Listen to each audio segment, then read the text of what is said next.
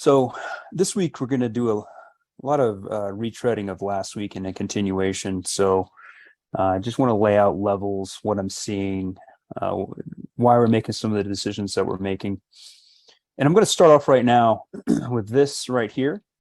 And this is clearly a three-wave move off this low. 1, 2, 3. And just follow me here. Every time we've seen a three-wave move off the low in this bear market, 1, 2, 3. 1, 2, 3, 1, 2, 3, it led to lower lows. I'm not saying that's going to happen right now, but the fact that this move off the low is three waves is still a warning sign.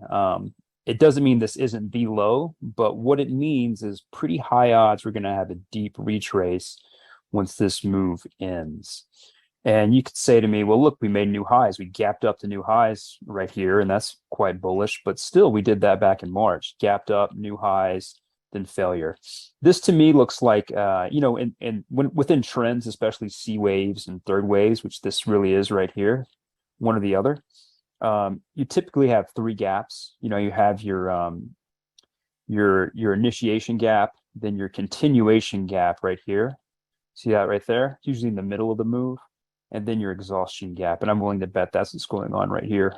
So I wouldn't be shocked if we start to see a bit of a pullback begin, maybe not this week, but in the next week.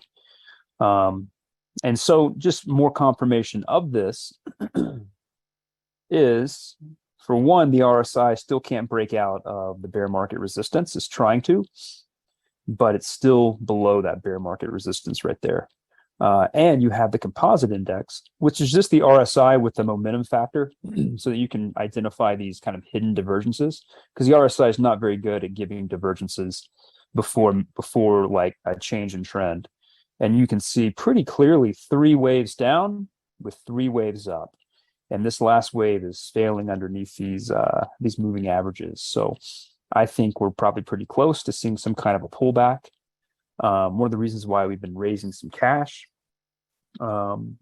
is because, for a few reasons, we feel like we can get better prices in some of these positions, but there's still uncertainty on whether this is the bottom or not. And I'd rather go heavy and into, potentially margin when we got that confirmation that that's what's going on, and we can get into that third wave trend of a bigger move.